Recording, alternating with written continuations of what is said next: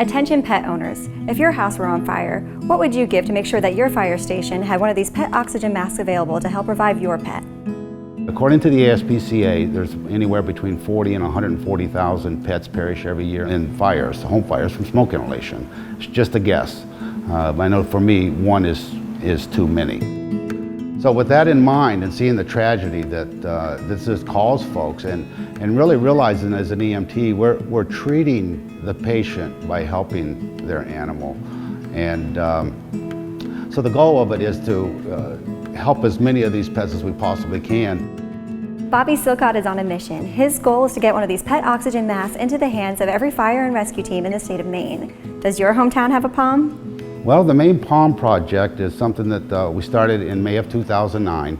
And I teach Red Cross dog and cat first aid CPR classes, and I take all the proceeds from those classes and we purchase these kits of pet oxygen masks. They come 3 to a kit, small, medium, and large. And we present those free of charge to fire and rescue departments throughout the state of Maine.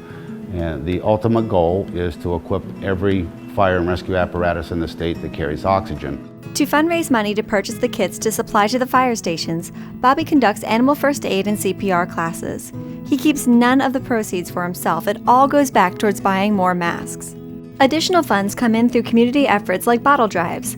Bobby is grateful for any support, as even $1 is a step closer to getting another oxygen mask. Kits cost $75 a piece, and that includes shipping and handling. We have been able to provide 202 sets of these across the state up to now. There's a little under 500 municipalities in the state of Maine, and one of the more daunting parts of the POM project is getting in touch with these volunteer firefighters, chiefs, EMTs, whoever it may be, getting them back with me, finding out if they have them, and then coming up with the funds to get them, making arrangements to go deliver them.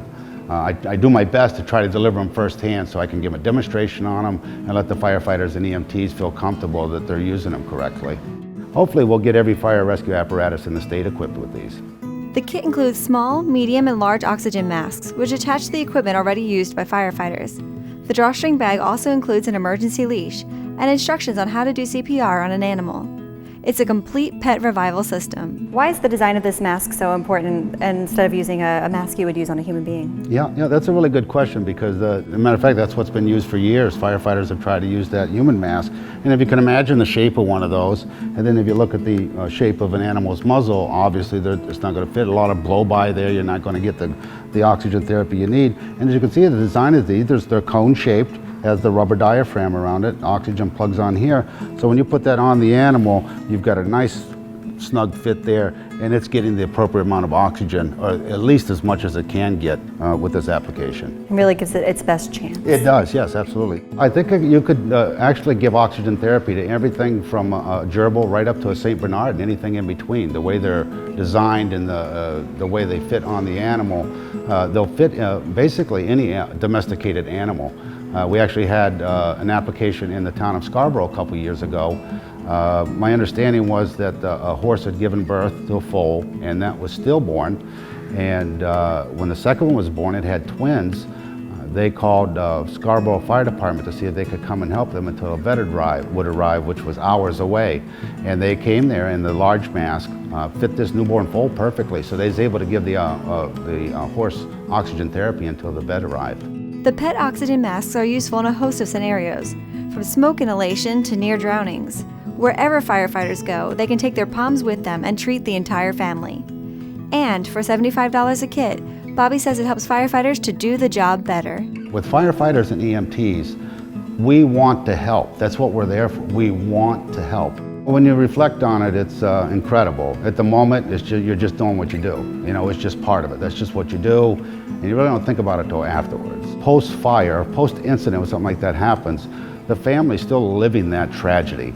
And chances are, they don't have family around. The Red Cross or Salvation Armies put them up in a hotel. And if they've got that pet there after that, it could be the emotional glue that holds them together. And the reverse is true as well. If they were to lose a pet in a fire like that, they would probably replay that over in their mind over and over and over again and just add to the agony.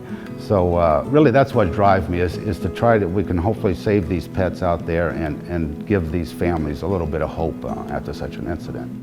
Want to know more about the Maine POM Project? Log on to their website. It's themainepomproject.org, or there's a link on myfoxmaine.com.